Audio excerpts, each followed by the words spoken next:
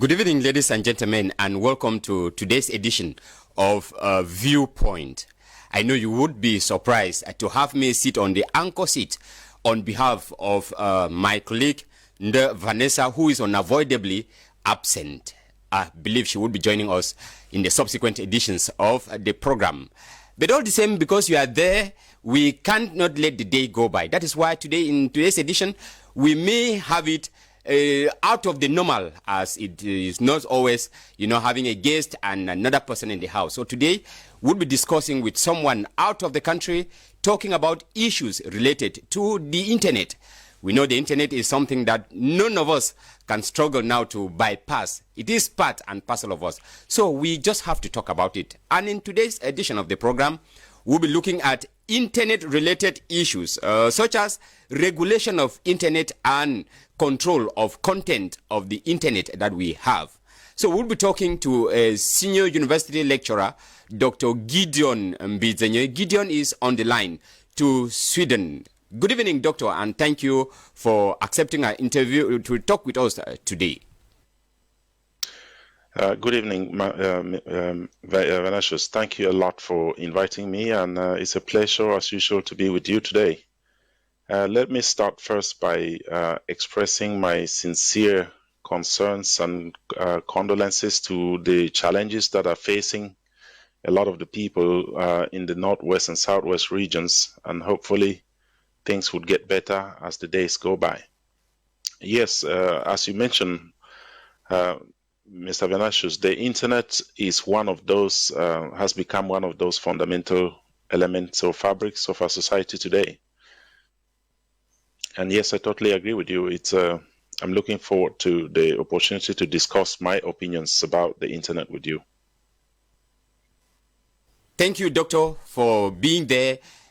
We took the appointment the other time that you would be our resource person when it comes to internet-related issues. And today we'll maintain the format of the program. That is why we begin with the first part. Let us take the questions in part one.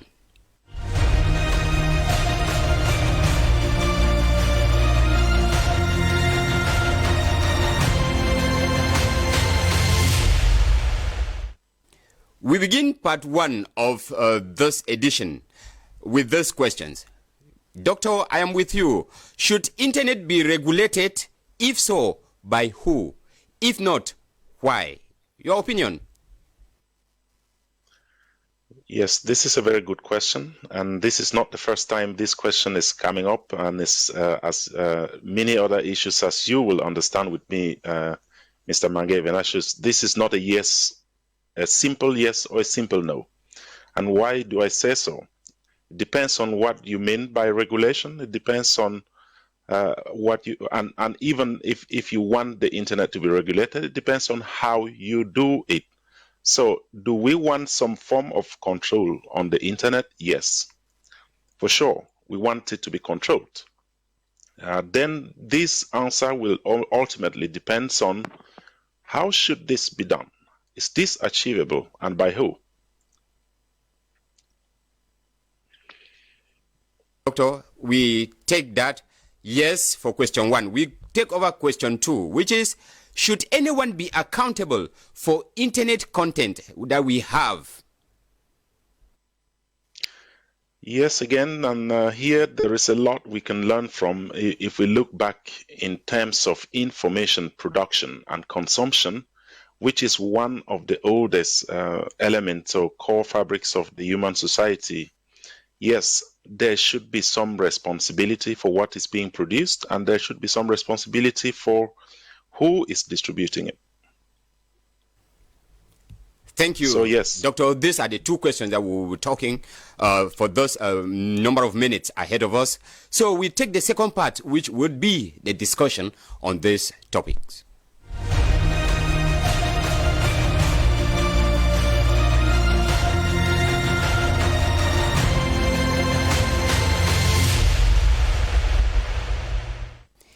If you are just joining us, you're watching Viewpoint here on DBS television, and we are discussing live with our correspondent or with our guest from Sweden. We are looking tonight on issues of internet regulation and our guest thinks that internet should be regulated. Doctor, what is your point of view? Internet should be regulated. Exactly. Like I mentioned, internet should be regulated. And there are many ways we can look at this, Mr. Venatius. The first is that let's go back as far as maybe say, I don't know, several years behind, I would say hundreds of years. How did we produce and consume information? Well, we had maybe, let's say we are in a village setting. There was maybe a town crier who would get information from the authorities. And then that information would be disseminated to the villagers through several different forms as we know it. Eventually, with the written culture, we start to disseminate information through newspapers and books. This system would evolve to become maybe a radio-based system, and eventually to maybe a television and radio-based system as we have it today. So if you look at the internet in the light of that development, you can now understand where we are. At this point, it's not the new phenomenon in terms of producing and disseminating information. The real question is, how does these new possibilities of producing and disseminating information differ from the town crier who will go out and produce information that was given maybe by a quarterhead or by a king or by a chief? And if we look at it that way, then you can understand that we can at least agree that initially there has been a sort of asymmetric or a flow of information. On the one hand, you have the masses that would have to consume information. On the other hand, you have a few privileged in society that produce this information. With the advent of the internet, we have a different dynamic where we have as many producers as we have consumers. In this new power structure, there is a lot of different types of rules. There is the publisher. There is the person who makes it possible for information to be disseminated. There is even the actors that help to even disseminate that information further. So if you look at it in this light, you could begin to expect some level of responsibility from each actor based on their role. And with respect to the responsibility from each actor, then you can see there is a need for some sort of a reference standard. The internet itself is built on a reference standard, a reference way of doing things in order to maximize the value of the internet, so to say. So in that framework, I would discuss more of the type of reference frameworks that I'm talking about here. But yes, this should be there should be some sort of base or standard base for information circulation or production and consumption via the internet. Doctor, we are talking about the internet, which is a tool that is available to millions of individuals, and we've witnessed cases of information circulating on social media, information that could be so sensitive that can cause the lives of many, the lives of a nation as a whole. We have the Anglophone crisis that is ongoing in the northwest and southwest regions in Cameroon back home, which you would believe with me that with the help of social media, with the help of the internet, the crisis has taken a proportion beyond understanding. And we are talking of ways to control the flow of this information, the flow of this, fake news that we have had in the social media. Doctor, I wanted to find out from you, who should do this control? I think the first thing is not to forget that what you're saying, why I totally agree with you in terms of the fact that there is also a major problem with information that is possibly harming people, and this should not be the case. But I think you should try to not, let the tree protect you from seeing the forest, because what you should also know is that, let's take the example of other technologies. When we control the production of energy, such as electricity, using some technology, once in a while that technology would fail us and we would have issues because of that. We are able to produce energy in other developed countries very cheaply using nuclear technology, even though this is not a very sustainable way of producing energy.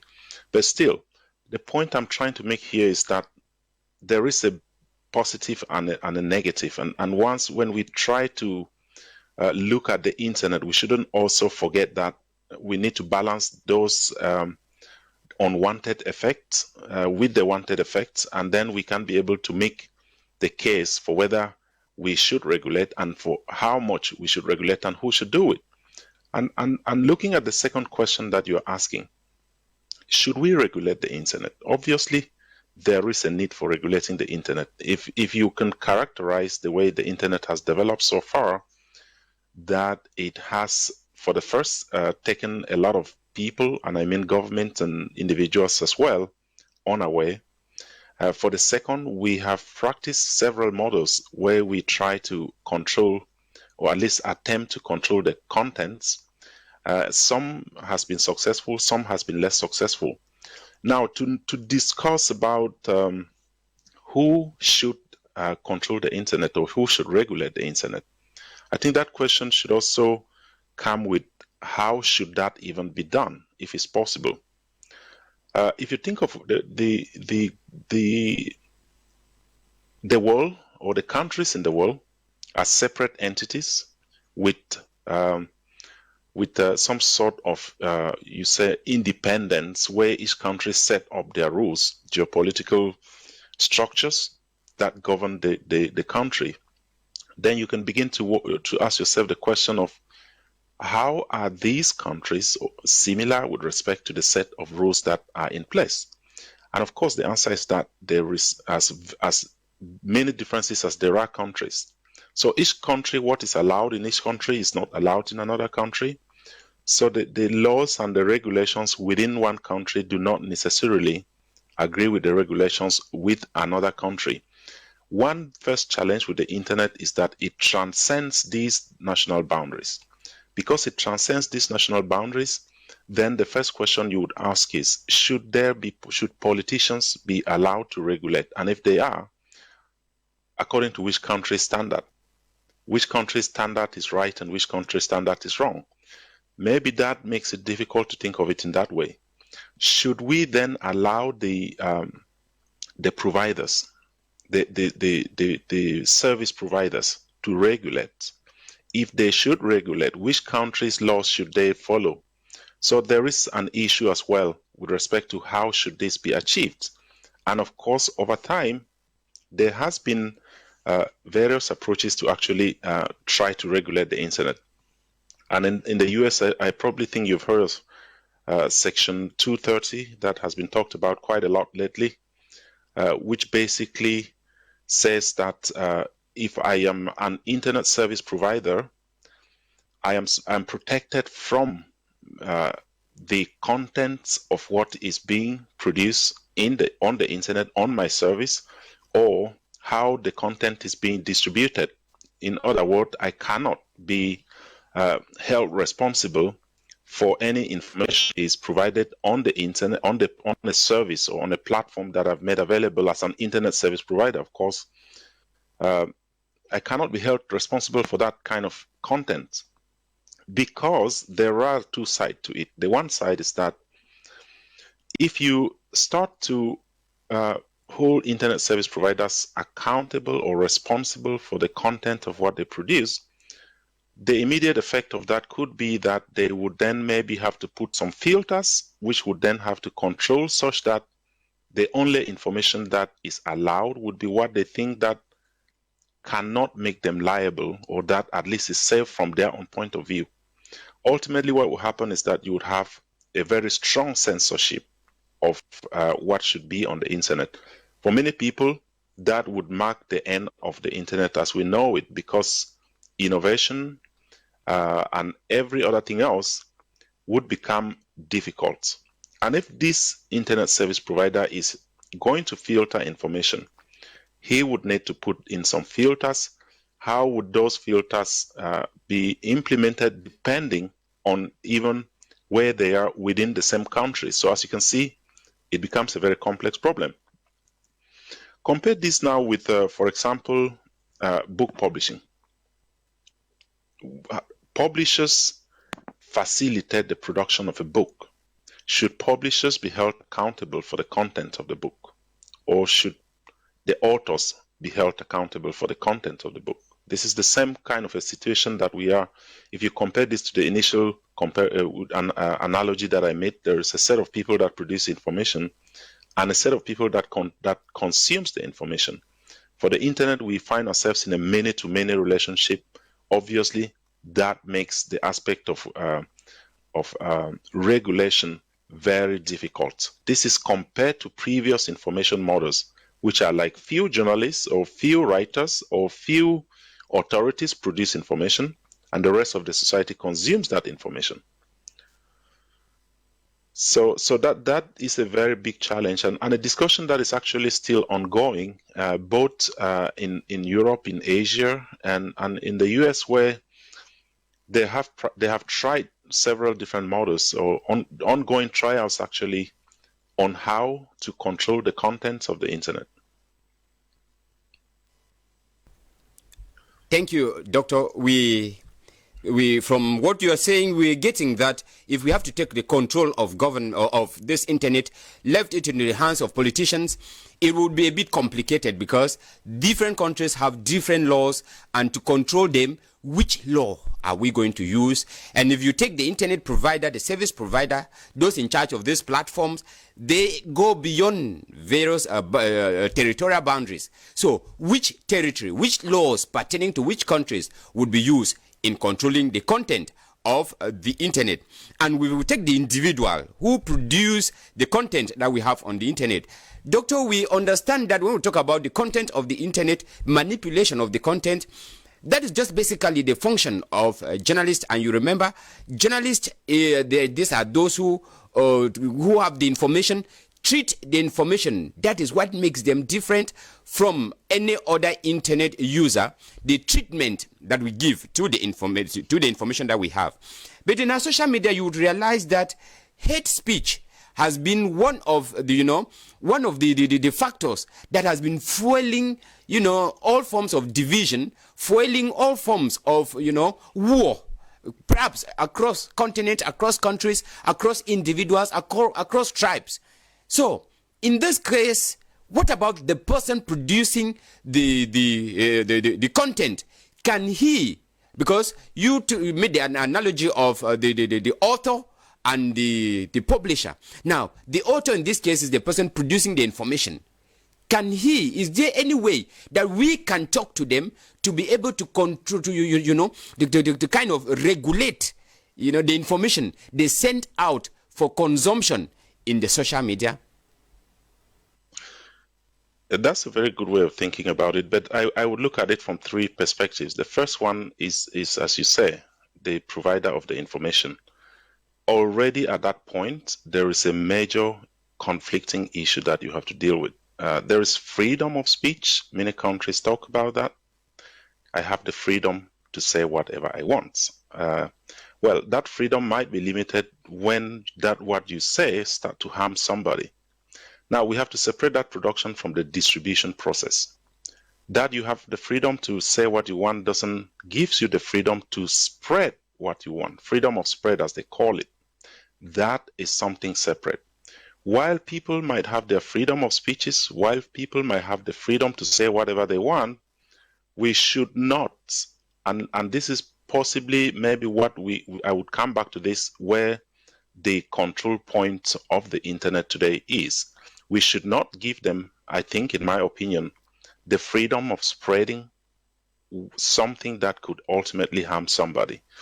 Now, the second part of it is, as you say, the people that, or at least the platform provider, the service provider, what mechanisms are there today that we are seeing that are aiming at providing some sort of control of that information? The base model that applies to US and to Japan and to Europe is mainly that if the producer of something, if I produce something that is considered in any way harmful, then the provider is not liable, but as soon as they are notified about something either by a user in Europe. If you put something on the internet and I realize that is harmful to me, then I would notify the provider, and the provider is obliged to remove it. Now, the difference is that in the US, there is a procedure that the original author can get that information back by going to the provider and proving that this information is not harmful or something. Now, in Japan, they follow a different model where if you put something on the internet and then I realize that it could harm me, I notify the provider. The provider would then notify you, the original author, and then if you do not react to that before they can put that information down. So the provider gives you, the original author, the opportunity to rectify the content or the quality of the information. In Europe, there isn't this feedback loop, whereas in Europe, you are expected to remove the information without necessarily the original author, or at least the provider is expected to remove the information without hearing from the original author. The real problem there is then that it's possible that credible information without anything wrong with it, just because of the way the procedure is laid out, it's very easy to force the provider to pull down credible information without a mechanism for returning that information back on the internet. So yes, that's the second layer of control. The first layer of control is that we should observe freedom of speech, and there should not be, or we shouldn't interpret freedom of speech or freedom of opinion as the same thing as freedom of spreading. Now, the third layer, which I think is more futuristic, is that the internet is capable in some ways of self-regulating. Although this in general can be perceived as a major difference in terms of most of the technologies between Europe and the US. In the US, there's the approach of self-regulating system, whereas in Europe, we have a top-down approach. But the self-regulating part of the internet is very simple to see. But I think it's a question for the technology, and I think eventually we will get there, where the information can be self-verifying. And this has been proven with the so-called cryptocurrencies. We don't have any specific major players that regulate cryptocurrencies, but the infrastructure is in such a way that cheating is very difficult. So this is, we could see the same kind of ledger solutions, distributed solutions, where it can be very difficult to change the content of information. In that case, it's possible to self-regulate certain things in the internet, just like we see with cryptocurrencies and blockchain technology, for example. So yes, in my opinion, who should regulate it? As you can see from the individual, we have to respect individual freedoms. On the level of the government and say co-regulation between government and private enterprises in terms of trying to filter information, but not doing it in a way that would amount to full censorship. If something is harmful, we can verify that it's harmful. I think that's what we are seeing today. But I think in the future, we might have self-regulatory schemes similar to what we see today in cryptocurrency. Thank you, Doctor. From what we are coming out with, there are three key players involved when we talk about the internet. We have the government, we have the service providers, and then we have the individual producing the content. Now, putting these together, Doctor, we take the second question, which is, should anyone be accountable for the content that we have on our internet? And Doctor, there should be some accountability on the content. That is your view. Exactly, that's my view, and that for me, we can again borrow from the basic model of writing a book. I write a very nice book. I take it to a publisher. The publisher looks at the book, he calculates the cost of producing the book, and then I pay some money and the book is produced. Of course, intellectual property rights says that the material in my book, in the book, is mine. The only person who is allowed to reproduce it is the publisher, with some agreed terms of or conditions with me.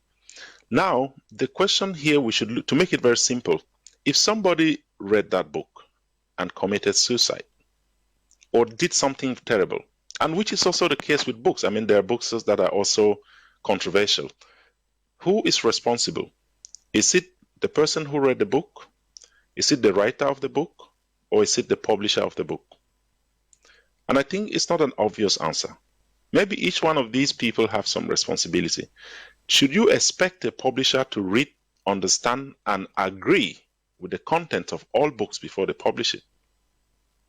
On the other hand, as an individual, should I read and believe everything that I see?